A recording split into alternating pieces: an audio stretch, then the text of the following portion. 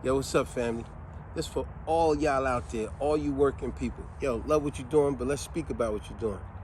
We're gonna title this one here, That Job Don't Care About You. Think about what I'm saying. Now, you might have a good job. You might have a so-so job. We know how a lot of people got jobs that they hate. But I don't care what it is. That job don't care about you. You know why I say that? How many times we have heard all too familiar, it might be a lady or a man that worked at a job 35 years, and you haven't seen John or Teresa lately because they're in the hospital. And now word gets back to people at the job that John or Mary in the hospital, and you know what, management and the boss, all they got to say, hey, through the grapevine, I heard John or Mary in the hospital. Hey, you know what? Do me a favor. Tell them we was thinking about him. Tell her that we all asked about her. We looking forward for her to get back to work. Nah, they really don't give a damn about you. And guess what? If John or Mary do come back to work, guess what? Now they're forced to retire, right?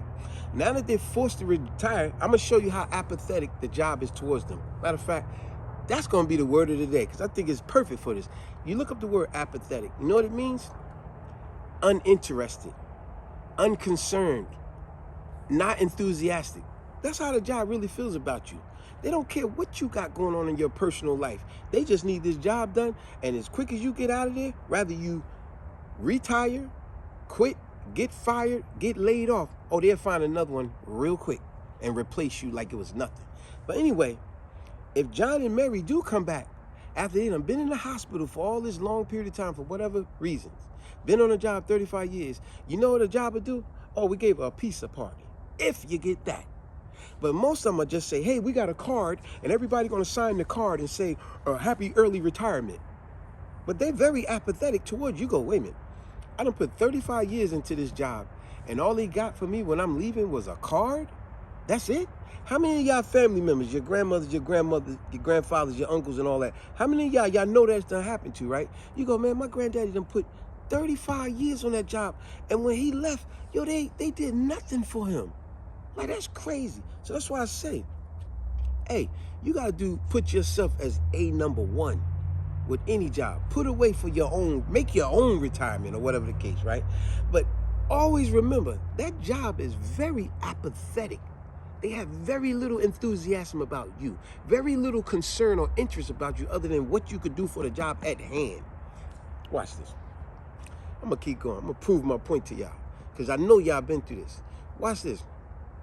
You might have been on a job, like I said, a whole bunch of years.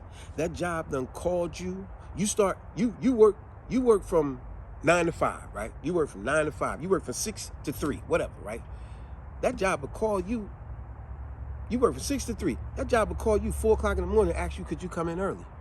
And you know, you're like, what the you talking about calling me? I mean, I'm sleeping. And you know, sometimes you might say, well, look, I could use a little overtime. Or they might have hit you up before you clocked out. They said, could you come in early tomorrow? And you say, man, these jokes want me to come in early. But you know what? All right, I'll be a team player. Plus, I could use a little overtime. And you come in early. You might be about to clock out. It's 4 o'clock. You clocking out at 5 o'clock. It's 4 o'clock. They come to you and say, hey, listen, you think you can stay an extra 2 hours because such and such didn't show up? Y'all all too familiar with that, especially people in the medical field. In the medical field or correction officers. Remember, Todd didn't show up to work. They want you to stay and cover his shift. Teresa ain't show up. Marilyn didn't show up at the hospital today. They gonna say to you, hey, Jenny, you think you can stay a little longer because Teresa didn't show up yet. You know, we call and we don't know what's going on. We need you to do an extra shift. Now, my point was saying all this. You stay late to be a team player, and you know, you make a couple of extra dollars. You come in early to be a team player, you know, make a couple of extra dollars because this was the job asked of you. They actually require it of you, but they're very apathetic with what you got going on. Because know why? With all the years that you've been on the job, always on time, always doing a great job, come in early when they ask, stay late when they ask. But now you might got a family emergency you need to have off. And you say, listen, yo, I might have a family emergency for somebody may die, medical reasons, whatever the case, you got to treat somebody, whatever the case. Guess what? They like, oh no, we're going to be busy around that time. You like, look, it's next week I need off. I just need 2 days off. I don't know. This is a busy season. I don't know if we can have you off that time. we're not going to be able to have you off. You're like, what? After all the times you guys called me at the last minute, asked me to come in early, to stay late, and I've done it. And now the one time I come to y'all, y'all very apathetic. You see what I'm saying? Unconcerned, uninterested. You shall not pass! They don't care about what you got going on. They don't care that you got extra bills. They don't care that you about to get evicted out of your house or did. They don't care that they assume you sleeping in your car and you working here every day. They don't care about none of that. They still gonna get rid of your butt.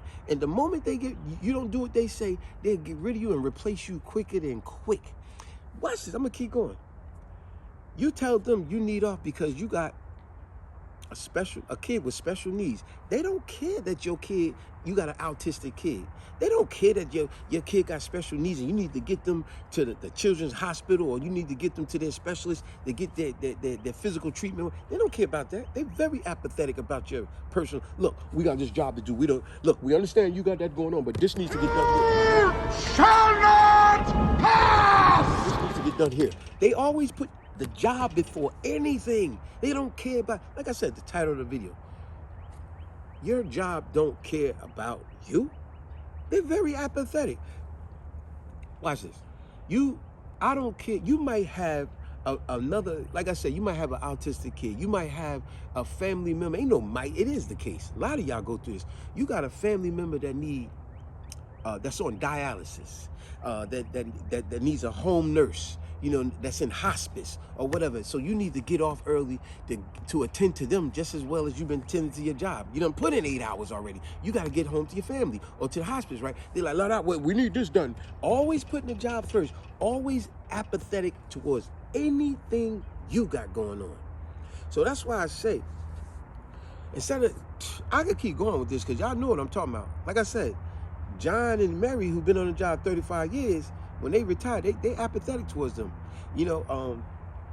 Now John and Mary come out, they gotta be forced to retire.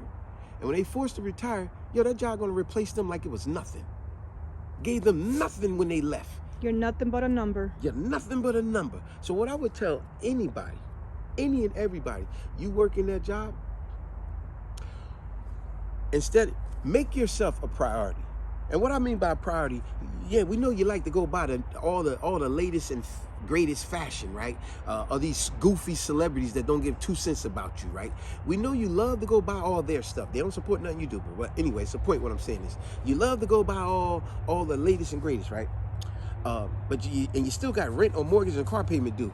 What I need y'all to do is add yourself to all your bills, your priorities, your wants and your needs. Meaning all them credit card bills, all them other wants and needs that you like, you always buying them new sneakers, them new shoes and all this.